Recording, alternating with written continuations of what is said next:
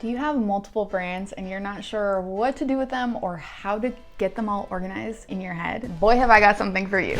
Let's talk about it.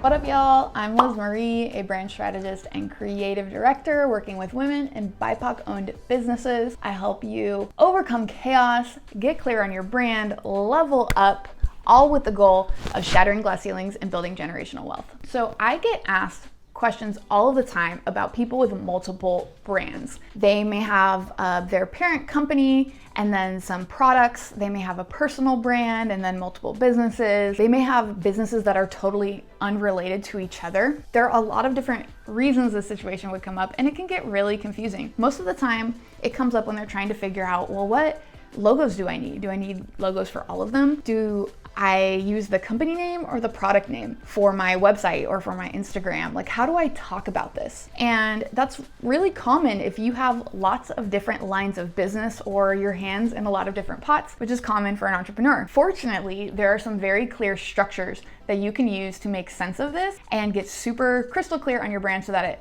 not only makes sense to you, but it makes sense to your customers. So I want to start with a few examples just to make it clear when this situation might apply. So like I said, you may have several unrelated businesses. For example, a friend of mine has a web development company, a financial planning business, and wants to start a bar. Those have nothing to do with each other, but they're all her businesses. Sometimes she's trying to figure out, how do I fit those pieces together? Are they related or not? Another example might be a company that has a flagship product that has its own brand or following. And it can be difficult to determine which is the brand. Is it the product or is it the parent company? And when do you talk about which? You might have one company with several different departments or divisions that operate kind of independently and need the ability to talk about themselves like they're their own business. And finally, you may be trying to figure out, should you be a personal brand using just your name or a company or both? And I actually have a video on that specifically, so you should check that out. All of these come down to an issue of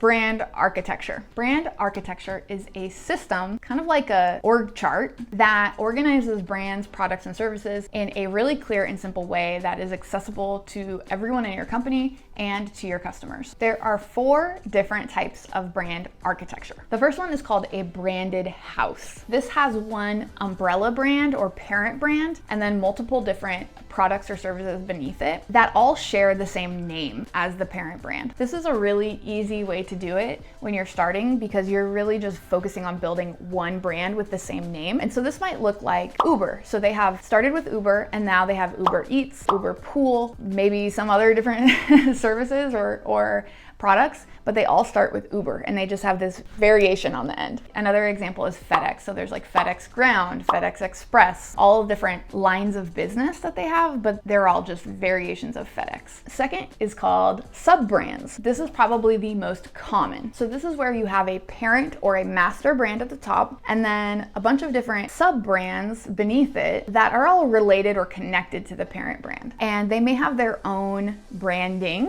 or their own qualities, their own name, so they don't take on the name of the parent brand, but they're all connected. This gives you a lot of flexibility. A perfect example of this is Apple. Apple is the parent brand or the master brand, but beneath that they have iPod, AirPod, MacBook, iPhone. They have so many different products that essentially have their own brands to them and they all fit together because they're all related. Number 3 is called endorsed brands. This is when you have products or services that are endorsed by their large parent brand. And this is a big advantage if you have one successful company and you want to launch offshoots of that, but you want them to benefit from the success of the parent company. So a perfect example of this is with Marriott Hotels. So they have their main line of business with the name of Marriott, but then they have several different other types of hotels, a Residence Inn, a Fairfield, a Loft, that are their own brand, but all of their logos and their branding say by Marriott. And what that does is it instills the trust in the Marriott brand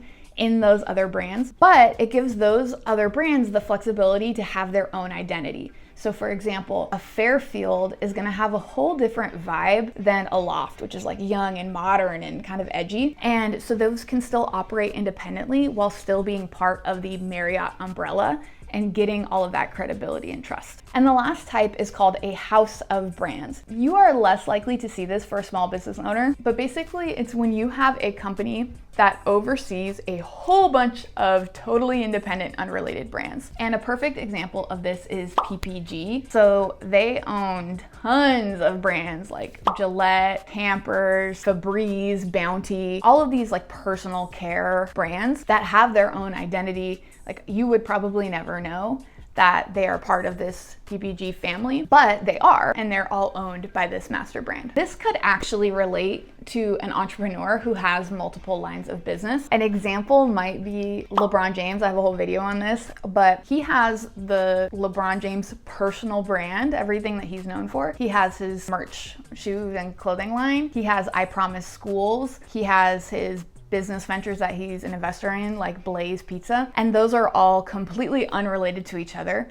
but they're all, I would imagine, connected to his main corporation or his main business structure. And they're all part of his LeBron James master brand. If you're experiencing some of these challenges of trying to figure this out, chances are one of those approaches resonated most with you. But either way, there's a few things you want to be thinking about when you're making the decision. The first one is, do these brands have different audiences? That doesn't necessarily lend itself to one approach or another, but you just need to be mindful. If your sub-brands or the brands that you're trying to connect have completely different audiences, it may make sense to do something where they are more separated, like the last two approaches.